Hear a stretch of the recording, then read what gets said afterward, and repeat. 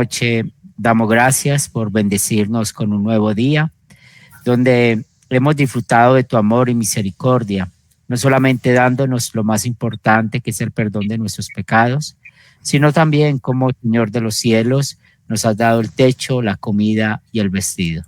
Amén. Ponemos también en tus manos, Señor, nuestra vida espiritual. Tú sabes, Señor, qué es lo que necesitamos crecer y sobre todo cómo nuestro viejo hombre hace de que pequemos, pero confesamos que el arrepentimiento diario nos ayuda a ir ahogando poco a poco el viejo Adán, y bendice también, Señor, a cada una de nuestras familias, a nuestros hijos. Tú conoces cuáles son nuestras necesidades materiales, bendícenos conforme a tu voluntad, y espiritualmente te pedimos que nos sigas manteniendo en tu palabra. Que tu palabra, Señor, sea nuestra guía y maestra en esta noche y que sigamos creciendo juntos en la fe. Lo pedimos en el nombre de Cristo Jesús. Amén. Amén. Muy bien, Camilo, buenas noches. Creo que falta saludar a Camilo. Pastor, buenas noches. Muy bien.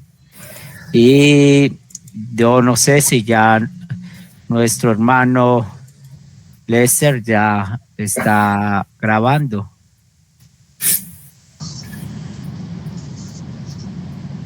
Muy bien, muchas gracias, hermano. Bueno, de nuevo, bienvenidos a nuestro estudio del profeta Oseas. Hoy vamos a estudiar el capítulo 1. Pues si ustedes observan, el capítulo 1 nos va a acompañar con 11 versículos. Y recordemos, como luteranos confesionales, es muy importante la ley y el evangelio. Cuando estamos leyendo la palabra de Dios, nosotros necesitamos preguntarnos qué pecado me lleva a confesar estos versículos. Si yo leo la palabra de Dios y digo, ay, gracias a Dios yo cumplo y vivo en estos versículos, pues la misma palabra de Dios te va a decir, tienes que vivir perfectamente. ¿Y quién de nosotros puede vivir perfectamente? Ninguno. Por eso merecemos la muerte eterna. Por eso merecemos estar destituidos de la gracia de Dios. Y es ahí donde, leyendo la Biblia, también es importante encontrar el evangelio, lo que Cristo hizo por nosotros, cómo cumplió ese mandamiento que hemos infringido, lo hizo perfectamente por nosotros, y su sufrimiento, muerte y resurrección, que es el evangelio. Y ahora, en amor y agradecimiento a Dios, ¿cómo vamos a vivir? Y en este punto vemos con el profeta Oseas, vamos a hablar mucho del primer mandamiento, no tendrás dioses ajenos delante de mí. Y recuerden que hay dos clases de idolatría. Cuando estudiamos profundamente este primer mandamiento, aprendemos que hay una idolatría abierta o grosera, que es inclinarse delante de imágenes, inclinarse delante de dioses, y hay otra idolatría, que es la secreta, la cerrada, la que está en nuestro corazón. Por ejemplo, cuando amamos más el dinero que a Dios, o amamos la pornografía, o amamos a otras personas más que a Dios. Entonces, esto es lo que tiene que ver con la idolatría cerrada. Y vamos a ir profundizando un poco más cómo estaba el pueblo de Dios. Y es muy importante que no olvidemos esto. ¿Cómo estaba el pueblo de Dios en los días del profeta, en el Antiguo Testamento?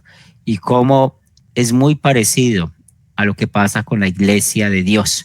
Hoy en día hay un problema muy grave dentro de la iglesia, y no estoy hablando de nuestra congregación, aunque en nuestra congregación hay problemas. Cuando hablo de nuestra congregación, somos todos nosotros, los que venimos de Academia Cristo, ser luteranos confesionales, somos una congregación. Todos somos una congregación, estamos en diferentes partes de Latinoamérica, pero Dios ve uno. Cuando confesamos esta fe, somos uno. Ahora, ¿qué vemos que pasa con la iglesia cristiana en general?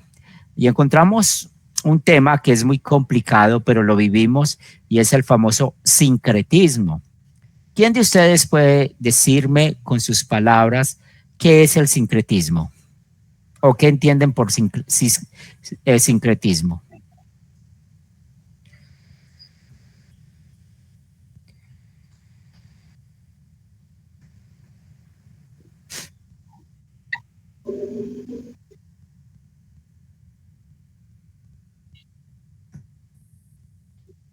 Muy bien, entonces el sincretismo es la forma de adorar donde combinan cosas que van en contra de la voluntad de Dios. Por ejemplo, cuando decimos que adoramos a Dios y ponemos un mediador diferente a Jesús, es una forma de sincretismo. O cuando nosotros somos impenitentes o alguien es impenitente, no se ha arrepentido de su pecado y quiere adorar a Dios a su manera. Eso es un sincretismo, ¿cierto? Y es muy interesante lo que vemos con el pueblo de Israel. Acuérdense que lo estudiamos la clase pasada, donde el pueblo se dividió en los del norte y los del sur. Y acordémonos lo que sucedió con los con los del norte, donde está predicando nuestro hermano Oseas. Pues ellos crearon un nuevo sistema de adoración y todo esto lo hizo Jeroboam y trajo sacerdotes que no eran sacerdotes llamados por Dios, hizo becerros para adorarlos, cosa que Dios no había mandado, y creyeron que estaban adorando al Dios verdadero. Y recuerden lo que dijo Jeroboam: estos son los dioses que te sacaron de Egipto. Entonces eso es un ejemplo del sincretismo y hoy en día lo vemos. Ahora, ¿quién desea leer los versículos del 1 al 11 de Oseas capítulo 1? Por favor, ¿quién desea leerlo? Lina. Oseas capítulo 1, ¿del qué? Perdón. Del 1 al 11. Del 1 al 11. Palabra de Jehová vino a Oseas, hijo de Berí, en día de Usías, Jotam, Acaz y Ezequías, reyes de Judá, y en días de Jeroboam, hijo de Joás, rey de Israel. El principio de la palabra de Jehová por medio de Oseas, dijo Jehová a Oseas: ve, tómate una mujer fornicaria e hijos de fornicación, porque la tierra fornica apartándose de Jehová. Fue pues y tomó a Gomer, hija de Diblaim, la cual concibió y le dio a luz un hijo. Y le dijo Jehová: ponle por nombre Jezreel, porque de aquí a poco yo castigaré a la casa de Jehú por causa de la sangre de Jezreel, y haré cesar el reino de la casa de Israel. Y en aquel día quebraré yo el arco de Israel en el valle de Jezreel. Concibió ella otra vez y dio a luz una hija. Y dijo Dios: ponle por nombre Loruama, porque no me compadeceré más de la casa de Israel, sino que los quitaré del todo. Mas de la casa de Judá tendré misericordia, y los salvaré por Jehová su Dios, y no los salvaré con arco, ni con espada, ni con batalla, ni con caballos, ni jinetes. Después de haber destetado a Loruama, concibió y dio a luz un hijo. Y dijo Dios: ponle por nombre Loamín, porque vosotros no sois de mi pueblo, ni yo seré vuestro Dios. Con todo, será el número de los hijos de Israel como la arena del mar, que no se puede medir ni contar. Y en el lugar en donde les fue dicho: vosotros no sois pueblo mío, les será dicho: sois hijo del Dios viviente. Y se congregarán los hijos de Judá y de Israel, y nombrarán un solo jefe, y subirán de la tierra, porque el día de Jezreel será grande. Gracias, Lina. Entonces, interesante lo que vemos en el primer versículo. Y cuando inicia este pasaje, lo hablamos también la clase pasada, palabra de Jehová. pues claramente aquí estamos viendo esa inspiración verbal de la Biblia a Oseas. Y recuerden que el Espíritu Santo fue quien inspiró a estos hombres. Entonces Oseas no fue algo que se imaginó, él no se imaginó estas palabras, sino que aquí vino este mensaje a él. Y Oseas se presenta muy bien como hijo de Beri. Es la única información que tenemos de él. No tenemos más información de él en cuanto a la historia que escuchamos en el capítulo 1. Y espero que hayan podido leer un poco sobre Usías, Jotán, Acaz, Ezequías, que eran los reyes de Judá. Pero en Israel o en la tribu del norte estaba Jeroboam, y ya sabemos cuál es ese Jeroboam. Pero ¿a quién le estaba predicando el profeta? A Jeroboam, a la tribu del norte, y sobre todo lo que vemos acá en esa sección es ley, y luego vamos a escuchar del evangelio. Ovidio.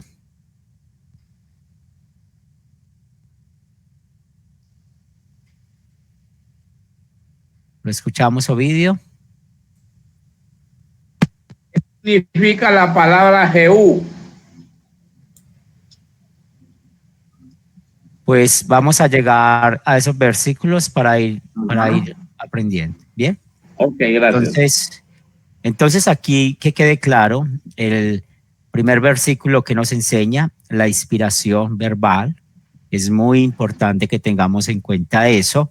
Y cuando hablamos de la inspiración verbal de la escritura, pensemos en la primera tabla de la ley y especialmente el tercer mandamiento. Porque recuerden que el centro del tercer mandamiento es la palabra de Dios, es Jesús. ¿Quién da la autoridad o quién muestra esa autoridad de que los 66 libros de la Biblia es la palabra de Dios? Pues es el mismo Dios, es la misma palabra de Dios. Nosotros no podemos decir, es que yo doy la autoridad a que la Biblia es la Biblia. No, la Biblia es la palabra de Dios, así nosotros no creamos en ella. Ella sigue siendo la palabra de Dios, ella sigue siendo inerrante, ella sigue siendo dada para la salvación. Entonces es muy importante recordar eso, porque muchos creen de que la palabra de Dios existe o tiene valor porque creemos. No, no es así. Si creemos por el poder de la palabra de Dios, recordemos lo que dice Romanos 10:17, pero si nosotros rechazamos, y Dios quiera que nunca rechacemos, pero si alguno llega a rechazar la palabra de Dios no pierde poder.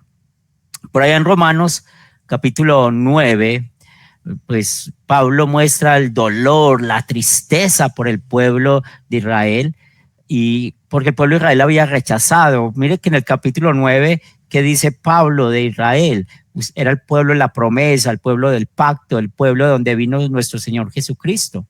Y Pablo hace una pregunta: ¿ellos por qué rechazaron? ¿Porque la palabra de Dios se equivocó? ¿O porque la palabra de Dios falla? No, dice muy bien San Pablo. Entonces las personas que rechazan, ya sabemos que rechazan por culpa del viejo hombre que está en nosotros. Pero la palabra de Dios es en sí poderosa. Y otra vez, no necesita de nosotros para mostrar que es poderosa. Ahora recuerden, por la palabra de Dios fue hecho los cielos y la tierra. Y dijo Dios, sea la luz. Y dijo Dios, sean los animales. Y dijo Dios, eso es el poder de la palabra de Dios. Y luego Pablo en Corintios dice que con el mismo poder con el cual Dios creó los cielos y la tierra, nos ha dado la fe a nosotros, ha puesto la fe en nosotros. Entonces, veamos las bendiciones de que tenemos hoy la palabra de Dios en nuestras vidas. ¿Qué tanto influye la palabra de Dios en nuestras vidas? En Oseas vemos ese ejemplo. Cómo la palabra de Dios influyó la vida de Oseas. Es muy fácil predicar. Yo estoy aquí cómodo, tengo buen aire, estoy tranquilo, hay silencio, puedo dar mi clase sin ningún problema. Pero, ¿qué tanto dejamos que la palabra de Dios trabaje en nuestras vidas? Y mire la tarea difícil para Oseas. Pues encontramos unos personajes en este capítulo 1. Ya sabemos que el profeta Oseas, no sabemos mucho más de él, simplemente que predicó a las tribus del norte. Pero ¿qué le dice Dios? Cásate con una mujer prostituta, su nombre es Gomer. Pues pensemos en la vanidad del ser humano. Yo casarme con una prostituta, yo eso no lo puedo hacer. Empezamos nosotros a pensar con el egoísmo, con nuestro orgullo. ¿Yo qué voy a estar con una mujer que se acuesta con otros hombres?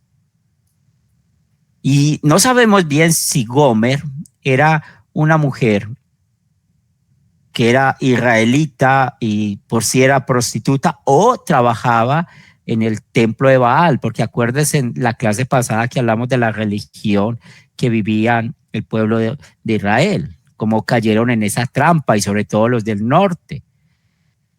También los del sur, los de Judá, algunos se desviaron, pero estamos aquí centrados en los del norte. Como pues Baal era el dios de la fertilidad, habían mujeres prostitutas y adoraban a Dios en los altares, teniendo vida sexual. Y no solamente hacían esto, sino que lo hacían en el sentido de adorar a Baal. Por eso existe la palabra fornicación en este primer capítulo, porque es una fornicación espiritual. Como el pueblo de Israel estaba yendo a otros dioses, confiaba en otros dioses. Y todo empieza con el valor de la palabra de Dios. Entonces, un ejemplo, yo soy, en verdad, yo soy casado, pero uso esta referencia para poder entender lo que quiero explicarles. Y yo tengo un problema con mi esposa y yo no quiero arreglar el problema con mi esposa.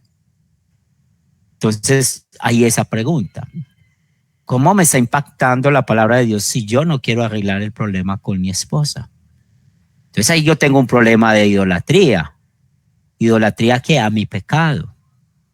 Idolatría a querer llevar yo las cosas a mi manera, olvidando lo que Dios dice en su palabra. ¿Y qué dice Dios en su palabra? Perdónense unos a otros. ¿Qué dice Dios en su palabra? No salga el sol sobre vuestro enojo.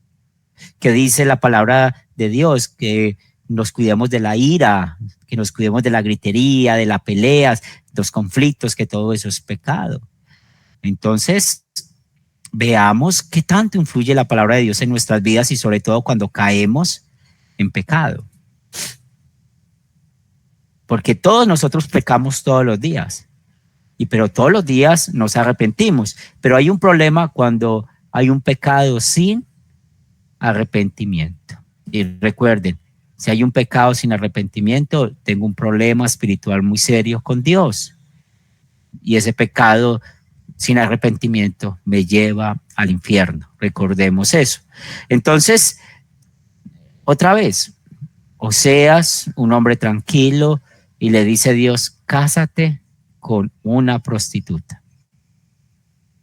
¿Qué tanto dejamos que la palabra de Dios influya en nuestras vidas? Vea Oseas lo que hizo. El texto no nos dice, Oseas lo pensó, el texto no nos dice como cuando vamos a estudiar a Jonás, que Dios le dice vaya a Nínive, y Jonás dijo, no, yo por allá no voy a ir, y entonces llega al puerto y se monta en otro barco porque no va a ir a Nínive, y Dios hace de que vaya a Nínive. No, Oseas, vemos que el texto bíblico dice claramente, tómate una mujer fornicaria, hijos de fornicación, ¿sí? Y fue, versículo 3, vemos lo que nos enseña, ¿cierto? Entonces, fue pues la última parte del versículo bíblico, y tomó a Gomer, hija de Diblaim, la cual concibió y dio a luz un hijo.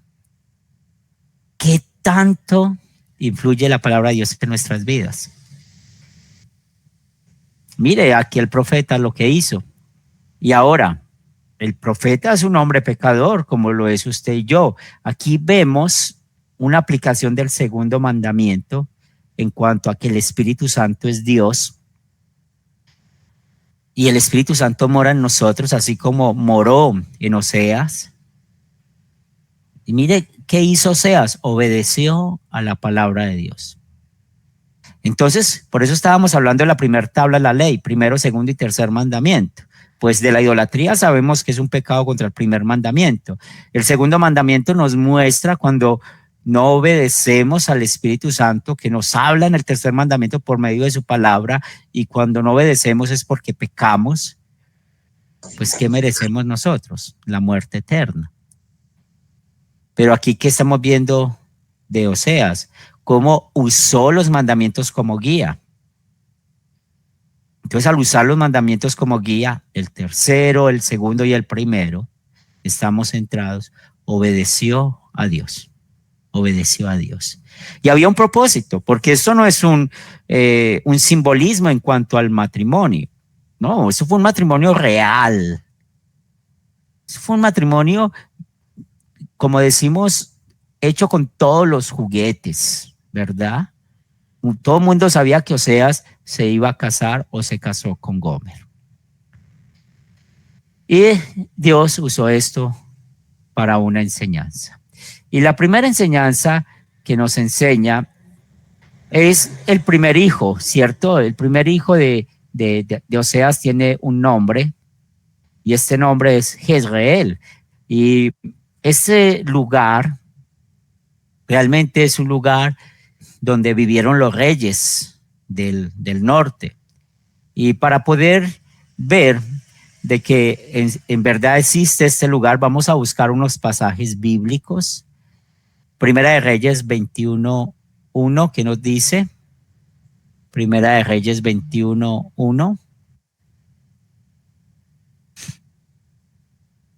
Y es un texto muy conocido también, quien desea leerlo. Primera de Reyes, capítulo 21, versículo 1.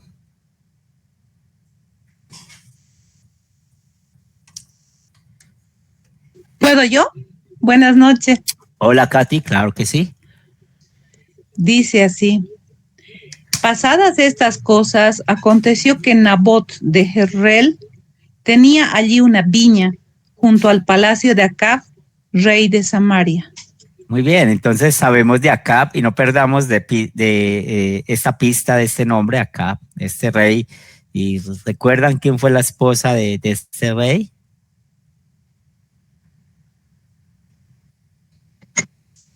Jezabel. Muy bien, excelente, excelente. Entonces, este nombre de Jezreel, ya sabemos que realmente es un nombre de un lugar, de esta ciudad, ¿cierto? Que quedaba al norte del monte Gilboa.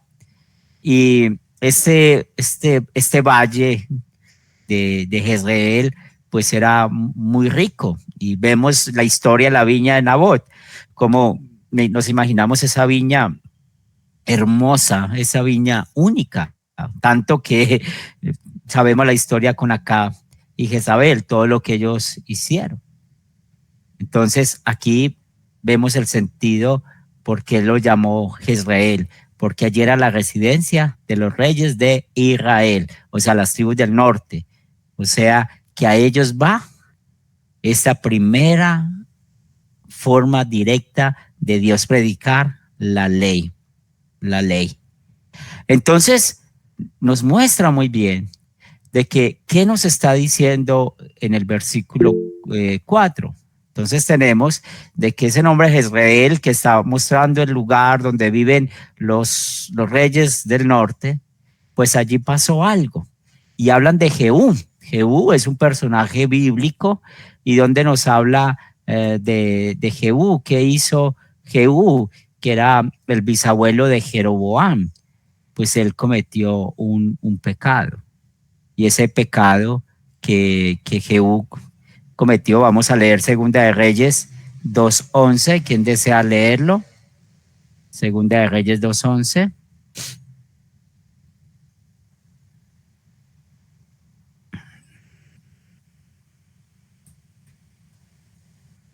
Noris.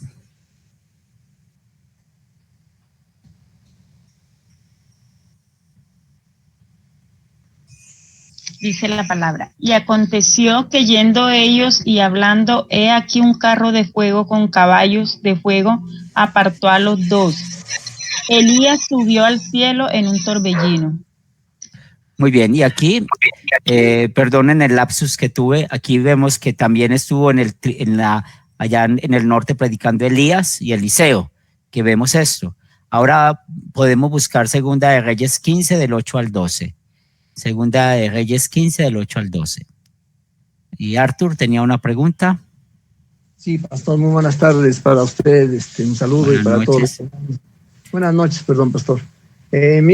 Ahorita hace rato pasó usted unos versículos donde hablaba de la fornicación. Aquí en el Grupo Sembrador hemos comentado sobre la fornicación, pero yo quisiera, sin quitar mucho tiempo, que usted nos dijera, de acuerdo a la Biblia, ¿por qué es el pecado de la fornicación y en qué consiste, pastor? Perdón la pregunta. Sí, el punto es que el contexto nos dice en qué momento, cómo vamos a interpretar el término fornicación, porque si es espiritual, habla de idolatría. En este caso, está hablando en sentido espiritual, ¿cierto? Hablando de la idolatría. Y ya la fornicación como pecado del sexto mandamiento cuando tenemos vida sexual fuera del matrimonio o antes de casarnos, porque hacemos la diferencia, ¿verdad? Fornicación, vida sexual antes de casarnos, y el adulterio, pues si somos casados y tenemos vida sexual con personas diferentes a nuestra esposa o esposo. Y el contexto define muy bien eso. Pastor, entonces quiere decir que una persona que queda soltera, o sea, terminó su matrimonio, está soltero, y hay otra persona que terminó su matrimonio, está soltero, y tiene relación sexual, ¿están fornicando? A ver, otra vez el ejemplo. Sí, una persona que da de cuenta que ya no tiene relación matrimonial, quedó libre, por así decirlo, se divorció, y en un momento dado con otra persona también divorciada, y en ese momento pues se establece una relación en la que llegan a la parte sexual y tienen relaciones sexuales. ¿Ahí están fornicando, pastor, Sí. estas personas?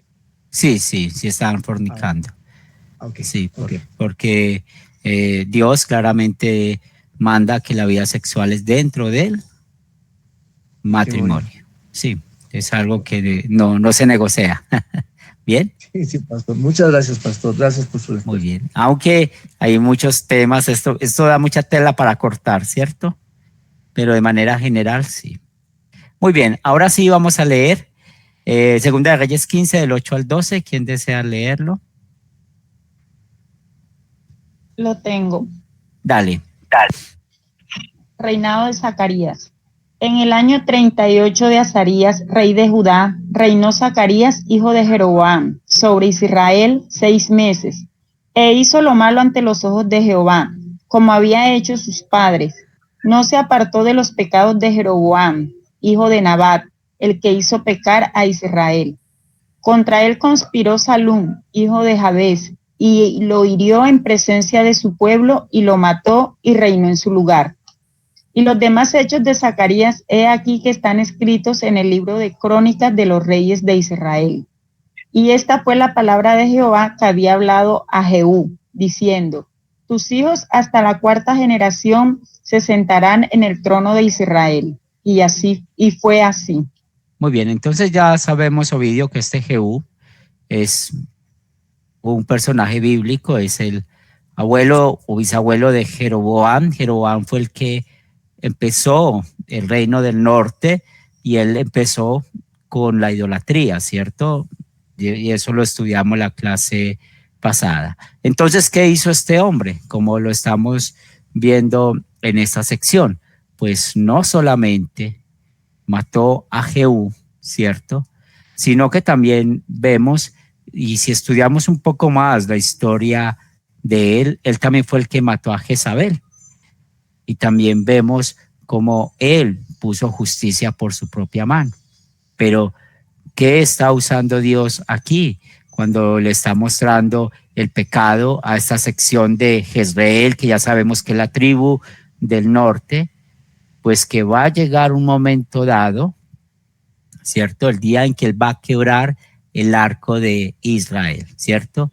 Y cuando habla de quebrar el arco de Israel, es que ellos iban a no volver a ser más nación. Ellos iban a ser destruidos. Y claramente nos damos cuenta que el profeta Oseas está hablando de esa derrota, la derrota que iba a tener este pueblo, ¿cierto? Este pueblo de Israel, la tribu del norte. Y claramente, ¿dónde iba a suceder esto? En el valle de Jezreel, en el mismo lugar donde Jehú, que era el bisabuelo de Jeroboam, hizo esos actos sangrientos. Y estos versículos son ley. Y esos versículos pues nos hacen pensar a nosotros lo que la Biblia en verdad dice: la paga del pecado es muerte. Es muerte. Y otra vez, ¿qué estaban cometiendo ellos? Fornicación, hablando espiritualmente, idolatría. Y por medio de esto, con el significado del primer nombre del hijo de Oseas, pues está mostrando ese juicio hacia esta nación. ¿Alguna pregunta hasta acá? ¿Algún comentario? No, pastor, no hay ninguna pregunta. Yo no tengo ninguna pregunta. Muy bien. Y el segundo hijo, que lo vemos en el versículo 6, lo ruama, ¿cierto? Que significa la no amada. Eso es lo que significa lo ruama. Pues, ¿qué aprendemos acá? Pues, una vez más, Dios ya había decretado un tiempo de que el pueblo de la tribu del norte ya iba a llegar al final. Ya no iba a seguir más como nación. Esa nación ya iba a desaparecer. Y podemos ver aquí cómo hay ley y evangelio. ¿Quién de ustedes puede identificar la ley y el evangelio en los versículos 6 y 7? ¿Quién de ustedes puede identificar la ley y el evangelio en esos versículos? En versículos 6 y 7.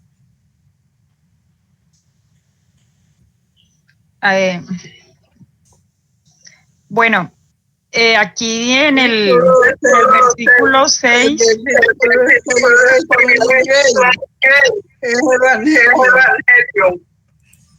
Gracias, Yoli. Nora. Sí, en el versículo 6, cuando Dios está hablando, ley, cuando dice: porque no me compadeceré más de la casa de Israel, sino que los quitaré del todo. Y el evangelio, cuando muestra la misericordia con la casa de Judá. Muy bien. Que dice que los salvará por Jehová. Muy bien identificado. Ahora vamos a buscar Éxodo 19, versículos 4 al 6. ¿Qué nos enseña? Éxodo 19, versículos 4 al 6. ¿Puedo leerlo? Claro, ¿Pastor? claro que sí. Vosotros visteis lo que hice a los egipcios, y cómo os tomé sobre las alas de águilas, y os he traído a mí. Ahora pues, si diereis oído a mi voz y guardareis mi pacto, vosotros seréis mi especial tesoro sobre todos los pueblos, porque mía es toda la tierra. Y vosotros me seréis un reino de sacerdotes y gente santa. Estas son las palabras que dirás a los hijos de Israel. ¿Lees por favor el 8 también? Katia. El 8, muy bien. Dice así: y todo el pueblo respondió a una y dijeron: todo lo que Jehová ha dicho haremos. Y Moisés refirió a Jehová las palabras del pueblo. Muy bien, entonces, ¿qué dijo el pueblo? Claro, Señor, vamos a obedecer tu palabra. Tú serás nuestro Dios, nosotros seremos tu pueblo. Y eso es lo que vamos a hacer.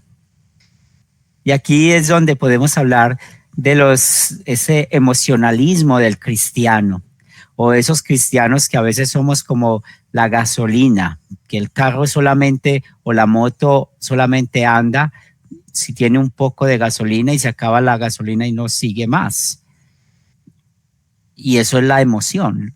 Nosotros muchas veces queremos seguir a Dios, obedecer a Dios, no por el poder de la palabra, sino por nuestra emoción. Ay, yo me voy a casar y no pienso bien el compromiso importante del matrimonio. Sencillamente estoy muy emocionado de estar con esta mujer, muy emocionado de estar con este hombre, y como al mes o a los 3 meses uno dice, ay, me equivoqué. Y como cristianos, si vamos a casarnos, pues que debe haber como primero, ¿qué dice Dios? ¿Cómo manda la palabra de Dios en esto? O cuando vivimos en la fe, sí, yo quiero seguir en esta fe con la ayuda de Dios, pero llegan los obstáculos, como cuenta la parábola del sembrador, y nos apartamos. Entonces, volvemos al mismo punto que mencionamos al principio de la clase. ¿Qué tanto nosotros dejamos que la palabra de Dios nos influya en nuestras vidas? Y reconozcamos nuestro pecado también, que hemos sido muy emocionales. Le hemos dicho a Dios, claro que lo vamos a hacer. Y a los 5 minutos estamos haciendo otra cosa. Pero claramente vamos a ver más del juicio de Dios. ¿Qué nos dice Levítico, capítulo 26? Levítico, capítulo 26. Y vamos a leer los versículos del 14 al 19, al 29. Levítico 26 del 14 al 29. ¿Qué nos dice? ¿Lo puedo leer? Dale, buenas noches, Norma, ¿cómo estás? Buenas noches, bien, gracias a Dios, bendiciones para todo y para usted, pastor. Levítico, ¿verdad? Del 14 al 26. Sí. Empero, si no me oyereis ni hiciereis todos estos mis mandamientos, y si abominareis mis decretos, y vuestra alma menospreciare mis derechos, no ejecutando todos mis mandamientos e invalidando mi pacto, yo también haré con vosotros esto. Enviaré sobre vosotros terror, extenuación, calentura, y que consuman los ojos y atormenten el alma, y sembraréis en balde vuestra simiente, porque vuestros enemigos la comerán. Y pondré mi ira sobre vosotros, y seréis heridos delante de vuestros enemigos, y los que os aborrecen se enseñorearán de vosotros, y huiréis sin que haya quien os persiga. Y si aún con estas cosas no me oyereis, yo tornaré a castigaros 7 veces más por vuestros pecados. Y quebrantaré la soberbia de vuestra fortaleza, y tornaré vuestro cielo como hierro y vuestra tierra como metal. Y vuestra fuerza se consumirá en vano, que vuestra tierra no dará su esquilmo, y los árboles de la tierra no darán su fruto. Y si anduviereis conmigo en oposición, y no me quisieres oír, yo añadiré sobre vosotros 7 veces más plagas según vuestros pecados. Y enviaré también contra vosotros bestias fieras que os arrebaten los hijos, y destruyan vuestros animales, y os apoquen, y vuestros caminos sean desiertos. Y si con estas cosas no fuereis corregidos, sino que anduvierais conmigo en oposición, yo también procederé con vosotros en oposición, y os heriré aún 7 veces por vuestros pecados. Y traeré sobre vosotros espada vengadora en vindicación del pacto, y os recogeréis a vuestras ciudades. Mas yo enviaré pestilencia entre vosotros, y seréis entregados en mano del enemigo. Cuando yo os quebrantaré el arrimo del pan, y cocerán 10 mujeres vuestro pan en un horno, y os devolverán vuestro pan por peso, y comeréis y no os hartaréis. Amén. Muy bien, gracias, Norma. Entonces, ¿qué podemos ver acá? Y volvemos al tema de la palabra de Dios. Mire que Dios no cambia de parecer. En su justicia, pues el pueblo de Israel desobedeció la palabra, y ¿qué vemos?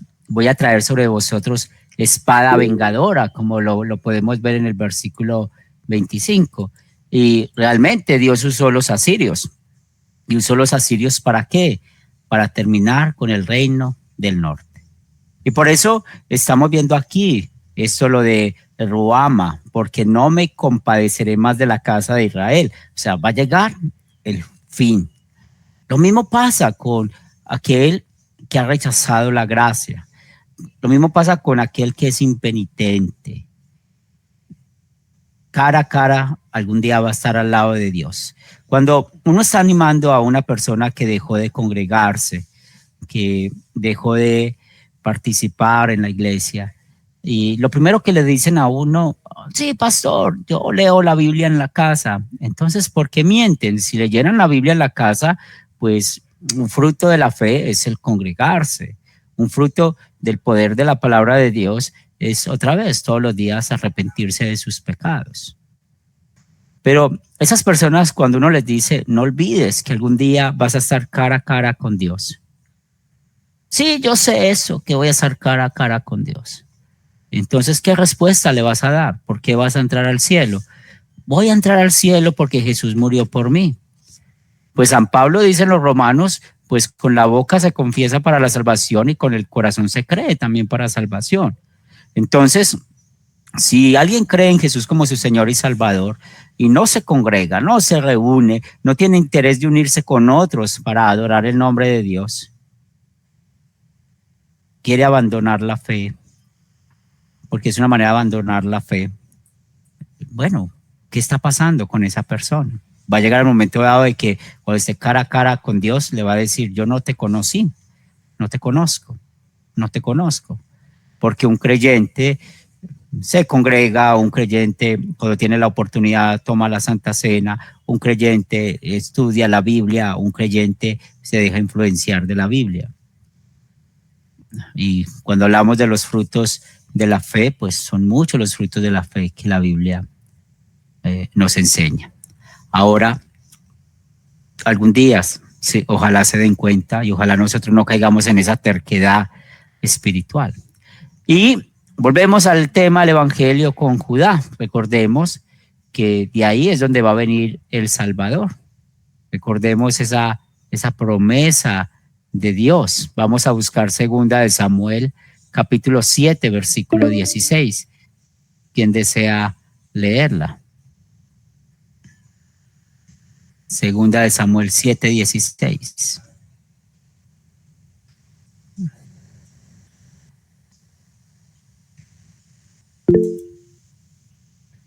Dale, Noris. Y será afirmada tu casa y tu reino para siempre delante de tu rostro, y tu trono será estable eternamente. Muy bien, entonces recuerden que este curso, el que estamos estudiando, aprendiendo a ver a Cristo con los profetas menores, aquí vemos a Cristo en el versículo 7. Es muy hermoso lo que vemos en el Evangelio, ¿cierto? De la casa de Judá. Y recordemos que hay muchos versículos que nos hablan de cómo Dios llamó a Jesús de la descendencia de Judá. Y qué bonito, los voy a salvar, ¿cierto? No los va a salvar con arco, no los va a salvar con espada, ni tampoco con batalla ni con jinetes. Es el poder de la palabra de Dios. Y recuerden que el reino del norte cayó en mano de los asirios y ese reino quedó destruido. El reino de Judá, en el año 586 antes de Cristo, cayó en manos de Babilonia. Y recuerden que al profeta Daniel cuenta eso, porque el profeta Daniel le toca la época de Babilonia y de los asirios, cuando los asirios derrotan a Babilonia, a los de Babilonia. Pero concentrémonos en Babilonia. Dios les permitió, que ahí fue donde llegó el rey Darío, a que volvieran de nuevo a Jerusalén, a que volvieran de nuevo a su casa. Entonces aquí vemos y aprendemos claramente lo que nos enseña la promesa de Dios en cuanto a la ley y el evangelio. Entonces, la ley muestra el castigo que merecemos por nuestro pecado. En la ley, Dios no quiere que pequemos, sino que seamos perfectos, pero no podemos serlo, y vemos el evangelio, lo que Cristo hizo por nosotros. Cristo nos salvó con su vida perfecta. perfecta, nos salvó al ir a la cruz y pagar por todos nuestros pecados. Y claramente vemos a Cristo aquí en Oseas, y eso nos anima mucho a seguir creciendo en la fe. Luego vemos el último hijo de Oseas y Gomer, Lo-Ami, y dice: no sois mi pueblo. Entonces aquí continuamos viendo este mensaje fuerte, ¿cierto? Es un mensaje de juicio. Es un mensaje que claramente muestra de que ellos habían rechazado el ser llamados por Dios. Y recuerden lo que Norma nos leyó en Levítico 26, cómo ellos vivieron toda esa forma dura de Dios por rechazar su palabra. Entonces esa idolatría, esa desobediencia, pues claramente ya no eran pueblo de Dios. Y volvemos al mismo tema que les estaba mencionando, aquellos cristianos que no quieren congregarse, los que no quieren vivir como vive un cristiano. Porque es muy diferente lo que pasa con muchos de ustedes que no tienen una iglesia luterana confesional cerca a su casa. Es muy diferente, pero ustedes están conectados, se conectan a las actividades, están teniendo compañerismo con otros hermanos en la fe, con algunos de los misioneros, con los pastores nuestros. Es muy diferente, pero estamos hablando de aquellos que tienen una iglesia luterana confesional cerca o tienen su congregación cerca y no quieren congregarse. Pues tarde que temprano van a estar cara a cara con Dios. O si somos impenitentes en algún pecado, pues cara a cara vamos a estar con Dios. Y por rechazar la gracia, el perdón, el infierno nos espera. Por eso recuerden que lo que nos lleva al infierno es la incredulidad. No creer en Jesús como el Señor y el Salvador. Y cuando creemos en Cristo como el Señor y el Salvador, ¿cómo vamos a usar los mandamientos como una guía para nuestras vidas? Pero encontramos en los versículos 10 y 11, encontramos evangelio. Y miren lo que dice el versículo 10. Con todo será el número de los hijos de Israel como la arena del mar, que no se puede medir ni contar. ¿A quién Dios le dijo estas palabras? A ver, ¿a quién le dijo Dios estas palabras, Arthur? Abraham, pastor. Muy bien, Abraham, muy bien. Entonces aquí vemos la promesa. Y cómo le dijo: en ti van a ser benditas todas las naciones. Ahora, ya ellos no iban a ser más pueblo físico de Dios, hablando de la tribu del norte y del sur. Pero mire lo que dice el versículo 10 cuando menciona: son hijos del Dios viviente. ¿Y por qué iban a ser hijos del Dios viviente? Por el Mesías prometido. Entonces, aquí seguimos viendo a Cristo en el profeta Oseas. Porque el reino de Cristo es eterno. Y en el Nuevo Testamento hay muchos pasajes que habla del Dios viviente. ¿Se acuerdan cuando se acercó Jesús a la mujer samaritana? Y hay otras más historias que muestran que el Dios es un Dios de vivo y no de muertos. Y nos dice: y nombrará un solo jefe. ¿Y quién es ese jefe? Es el Mesías, es el Cristo prometido. Y como aquí claramente estamos viendo el evangelio, habla de nuevo del día de Jezreel, que será un día grande, ¿cierto? Y aquí, porque está en el contexto del versículo 10, si ustedes recuerdan, en el versículo 8, que fue donde vimos primera vez a Jezreel, versículo 4, lo usó como ley. Y miren lo importante del contexto. Del versículo 4, Jezreel como ley. Ahora en el versículo 11, lo usa como evangelio. El día de Jezreel será grande. ¿Y cuál será ese día? Cuando llega el Mesías. Él está viendo la edad futura cuando llega el Mesías. Y de nuevo va a haber un nuevo tiempo de plantar, de cultivar, de llevar un fruto, ¿cierto? Porque otra vez, cuando estamos recordando cómo Dios actúa en nosotros, vemos cómo el evangelio hace que llevemos vidas diferentes. Entonces, ¿qué aprendemos en esta sección?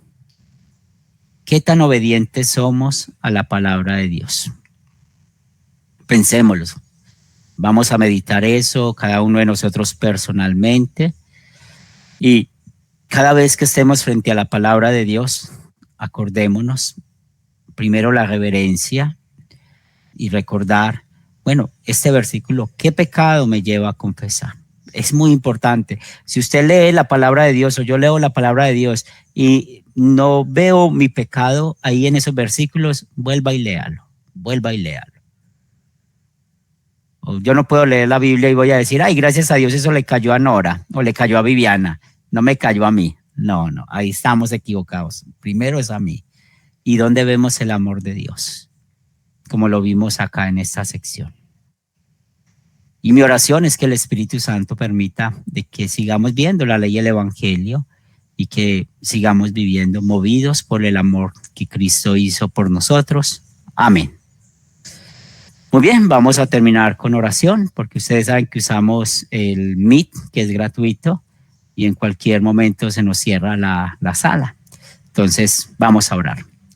Te damos gracias, Padre de amor, por tu palabra que nos guía, nos fortalece.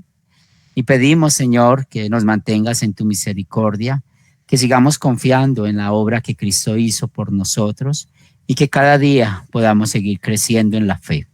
Danos un buen descanso en esta noche y permite que podamos hablar a otros acerca de lo que Cristo hizo por nosotros y que el Espíritu Santo, en el cual nosotros somos templos del Dios vivo, permita de que podamos vivir conforme a tu palabra.